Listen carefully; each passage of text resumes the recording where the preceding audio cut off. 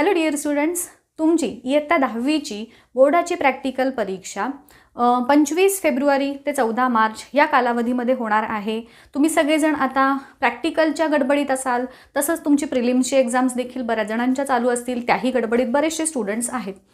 Students, आज मी तुमच्या प्रॅक्टिकल्सच्या एक्झामशी related एक इम्पॉर्टंट असं सर्क्युलर आणि त्याच्याबद्दलची इन्फॉर्मेशन घेऊन आलेली आहे. जसं की तुम्हाला माहीत आहे स्टुडंट्स, कोविड कंडिशनमुळे बऱ्याचशा शाळांच्यामध्ये जितके प्रॅक्टिकल्स होणे वर्षभरात अपेक्षित होतं तितके प्रॅक्टिकल्स हे झालेले नाहीत. मग त्या कंडिशनमध्ये किती किंवा कोणत्या प्रॅक्टिकल्सवरती तुमची एक्झाम घेतली जाईल, तुमचं इंटरनल असेसमेंट कसं होईल, एक्सटर्नल एक्झामिनर येणार का की इंटरनलीच तुमची परीक्षा घेतली जाईल, ओरलच्या बाबतीत काय, तुमचे गृहपाठ होमवर्क्स जे आहेत ते देखील सबमिट करायचे आहेत त्याच्याबद्दल काय, ह्या सगळ्या तुमच्या प्रश्नांना आन्सर देणारं एक परिपत्रक नुकतंच जाहीर झालेलं आहे आणि ते परिपत्रक मी आज तुमच्यासाठी घेऊन आलेली आहे. डिटेल याच्यामध्ये तुमच्या प्रॅक्टिकलशी रिलेटेड ज्या काही शंका आहेत त्या सगळ्या शंकांचं निरसन या परिपत्रकामध्ये आहे. सो बघूयात स्टुडंट्स, या परिपत्रकामध्ये एक्झॅक्टली काय सांगितलेलं आहे. स्टुडंट्स बघा, हा इथे महाराष्ट्र राज्य माध्यमिक व उच्च माध्यमिक शिक्षण मंडळ पुणे यांच्यातर्फे हे विशेष मार्गदर्शक सूचना सांगणारं परिपत्रक आहे. कोविडच्या पार्श्वभूमीवर तुमची जी एक्झाम होणार होती 25 फेब्रुवारी ते 14 मार्च ह्या कालावधीमध्ये, आता ह्या एक्झामशी रिलेटेड महत्त्वाची माहिती काय काय आहे बघा. तर जसं की ह्या कालावधीमध्ये तुमचं जर्नल देखील तुम्हाला सबमिट करायचं आहे 25 फेब्रुवारी ते 14 मार्च ह्या कालावधीतच. काही कारणामुळं जसं की एखाद्या विद्यार्थ्याला सपोज कोविडचं इन्फेक्शन झालं आणि ते एक्झामला अपियर होऊ शकले नाहीत प्रॅक्टिकलच्या, तर मग तुमची प्रॅक्टिकल एक्झाम असेल किंवा मग ओरल असेल किंवा इंटरनल असेसमेंट ह्याच्याशी रिलेटेड काहीही एक्झाम तुम्ही नाही देऊ शकलात, तर मग ही एक्झाम तुमची जी रिटन एक्झाम होणार आहे बोर्डाची त्याच्यानंतर म्हणजेच 5 एप्रिलनंतर पुढे 22 एप्रिलपर्यंत तुम्हाला ही एक्झाम द्यायची आहे. त्यानंतर ह्याची पूर्ण जबाबदारी तुमची इंटरनल असेसमेंट असेल, प्रॅक्टिकल असेल, ओरल असेल, ह्याची घेण्याची जबाबदारी ही त्या शाळांना देण्यात येणार आहे. म्हणजे सगळे हे आता शाळेंच्या मार्फत तुमची जी प्रॅक्टिकल एक्झाम आहे ती होणार आहे. त्यानंतर ह्याच्यामध्ये जसं की तुम्ही आत्ता मगाशीच मी तुम्हाला सांगितलं, जर तुम्हाला पूर्ण सगळे प्रॅक्टिकल्स अटेंड करायला मिळाले नाहीत वर्षभर, तर ह्याच्यामध्ये 40% साधारण प्रॅक्टिकलचा सराव, तुमच्या पूर्ण प्रॅक्टिकल्सपैकी 40% प्रॅक्टिकलचा सराव तुमच्या शाळेनं घेणं हे एक्सपेक्टेड आहे. आणि त्याच्याशीच रिलेटेड मग गृहपाठ, प्रयोगवही, प्रकल्प म्हणजे प्रोजेक्ट्स जे आहेत त्याच्याशी रिलेटेड शाळेनं त्या 40% पार्ट्सवरतीच हे बाकीच्या ज्या गोष्टी आहेत त्या देणं हे एक्सपेक्टेड आहे. आता हे जे प्रत्येक परीक्षेसाठी अंतर्गत आणि बहिस्थ परीक्षक संबंधित माध्यमिक शाळेतूनच घेण्यात यावेत असं सांगितलं आहे. म्हणजेच तुमचे इंटरनल एक्झामिनर आणि एक्सटर्नल एक्झामिनर हे तुमच्याच शाळेचे असणार आहेत. ठीक आहे. दिव्यांग विद्यार्थी जे आहेत त्यांच्यासाठी कार्यशिक्षण, शरीरशास्त्र, आरोग्यशास्त्र, गृहशास्त्र हे जे सगळे तुमचे सब्जेक्ट्स आहेत त्याच्या प्रात्यक्षिक परीक्षा ज्या आहेत त्या मल्टिपल चॉईसचे क्वेश्चनच्या बेसिसवरती मग ह्या मुलांचे इव्हॅल्युएशन करण्यात यावं असं त्यांनी सांगितलेलं आहे. त्यानंतर सगळ्या ज्या सूचना आहेत कोविडशी रिलेटेड तुम्हाला तर माहीतच आहे, किती प्रेझेंटी पाहिजे, त्यानंतर सगळ्यांचं टेम्परेचर चेक करणं किंवा सॅनिटायझेशन करणं, ह्या सगळ्या ज्या सूचना आहेत त्या फॉलो करणं एक्सपेक्टेड आहे. शाळांच्यामध्ये येताना प्रॅक्टिकलच्या वेळेत तुमची पाण्याची बॉटल, सॅनिटायझर हे सगळं आपण सोबत ठेवायचं आहे. मास्क, पेन, पेन्सिल हे सगळं आणावं लागणारच आहे तुम्हाला. त्यानंतर कमी विद्यार्थी संख्येच्या बॅचेस तयार करण्यासाठी सांगितलेलं आहे. ह्या काही बेसिक गोष्टी झाल्या.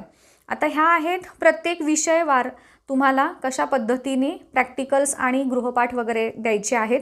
सगळ्यात पहिला विषय तुम्हाला विज्ञानचा आहे. ह्याच्यामध्ये जसं की तुम्हाला सांगितलं ऑफलाईन परीक्षा आहेत. प्रॅक्टिकलसाठी तुम्हाला 20 मार्क असणार आहेत, बरोबर. आता त्या प्रॅक्टिकलसाठी 20 मार्क कसे आहेत, तर विज्ञान 1साठी 10 आणि विज्ञान 2साठी 10 असे असणार आहेत. त्यातला प्रोजेक्टसाठी S1चे 2 मार्क्स आणि S2चे 2 मार्क्स. प्रात्यक्षिक वही म्हणजेच तुमचं जे प्रोजेक्ट प्रॅक्टिकल बुक असतं ते त्याच्यासाठी एकूण 4 मार्क S1 S2 मिळून. त्यानंतर ॲक्च्युअल प्रोजेक्ट करणं, जर प्रॅक्टिकल करणं आणि जर तुम्हाला प्रॅक्टिकल काही कारणानं नाही घेता आले तर मग त्याच्या अगेन्स्ट टीचर्स तुम्हाला गृहपाठ देखील देऊ शकतात. होमवर्क त्याची जी वही वेगळी असेल ती तुम्हाला मेंटेन करायची आहे आणि त्याच्यासाठी तुम्हाला तब्बल 6 आणि 6 12 गुण आहे. आलं लक्षात. सो हे झालं. त्याच्यानंतर तुमचा जो एका विषय विज्ञान 1 आणि विज्ञान 2 ह्याच्यासाठी एका विषयावर प्रकल्प तुम्हाला सादर करायचा आहे, प्रोजेक्ट, आणि तो तुमच्या टेक्स्टबुकशी रिलेटेड असला पाहिजे. प्रात्यक्षिक वही जी आहे ती तुम्हाला बालभारतीनं एक स्टँडर्ड वही दिलेली असेल. त्याच्यामधले विज्ञान भाग 1 मधली कोणतेही 5 प्रॅक्टिकल्स आणि विज्ञान भाग 2 मधली कुठलीही 5 प्रॅक्टिकल्स तुम्ही ह्या प्रॅक्टिकलच्या वहीत लिहून कंप्लीट करायची आहेत. त्यानंतर मार्किंग स्कीम कशी असणार आहे बघा. तुम्हाला S1साठी आणि S2साठी सेम आहे.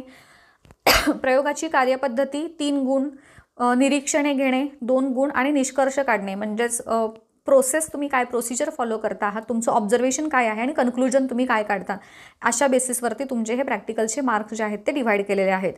जर प्रॅक्टिकल परीक्षा नाही झाली तर मग गृहपाठ लिहून घ्यायचा आहे. मग गृहपाठासाठीचे हे विषय आहेत बघा. रासायनिक अभिक्रियांचे प्रकार, म्हणजेच टाईप्स ऑफ केमिकल रिॲक्शन्स, त्यानंतर रिफ्रॅक्शन ऑफ लाईट, प्रिझमचा जो एक्सपेरिमेंट आहे तो, त्यानंतर कॉन्व्हेक्स लेन्सचं फोकल लेंथ वगैरे कॅल्क्युलेट करायची, होप्स ॲपॅरेटस, त्यानंतर स्ट्रक्चर ऑफ फ्लावर, त्यानंतर mitosis meiosis, human reproductive system, त्यानंतर organic manure, classification of animals. हे सगळे तुमचे प्रॅक्टिकलचे विषय असतील. ह्यापैकी तुम्हाला कोणत्याही काही ठराविक विषयांच्यावरती रिलेटेड तुम्हाला टीचर्स तुमचे सांगतील, ह्याच्यावरती बेस तुम्हाला तुमचे गृहपाठाची वही जी आहे ती कंप्लीट करायची आहे. त्यानंतर येतो गणिताच्या बाबतीत देखील अल्जेब्रा, जॉमेट्री ह्याचे देखील तुमचं हे जे असेसमेंट आहे ती इथं डिटेल तुम्हाला सांगितलेली आहे. त्याच पद्धतीनं हिस्ट्री आणि जी इकॉनॉमिक्स आहे, जॉग्रॉफी, हे सगळे सब्जेक्ट झाले. प्रत्येक सब्जेक्ट वाईज तुम्हाला ह्याच्यामध्ये डिटेल ॲनालिसिस कसं केलं जाणार आहे, तुमची इंटरनल असेसमेंट कशी घेतली जाणार आहे, हे सगळंच्या सगळं सांगणारी ही PDF इम्पॉर्टंट आहे. स्टुडंट्स, ही PDF मी तुम्हाला माझ्या टेलिग्राम चॅनलवरती ओपन करून देत आहे. तिथे जा, ओपन करा आणि डाउनलोड करून घ्या जस्ट. सो स्टुडंट्स, आता तुम्हाला व्यवस्थित कळालं असेल की तुम्हाला कशा पद्धतीनं ह्या प्रॅक्टिकलच्या परीक्षेला सामोरं जायचं आहे. Don't get panic. शांत डोक्यानं छान अभ्यास करा. अजूनही आपल्या हातात सफिशियंट वेळ आहे रिव्हिजनसाठी. प्रिव्हियस इयरचे क्वेश्चन पेपर्स बघा, बोर्डाची जी क्वेश्चन बँक आहे ती बघा, एक्सरसाइजमधले क्वेश्चन्स व्यवस्थित करा. तुम्हाला गृहपाठ असेल त्याचं कंप्लिशन कसं करायचं हे शाळेतून सांगितलेलं असेल. त्याच पद्धतीनं तुमच्या प्रयोगवह्या कशा कंप्लीट करायच्यात हे देखील तुम्हाला सगळ्यांना माहीतच आहे. सो अजिबात टेन्शन घ्यायचं नाही.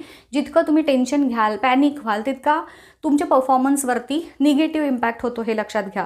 सो शांत डोक्यानं अभ्यास करा. All the best to you.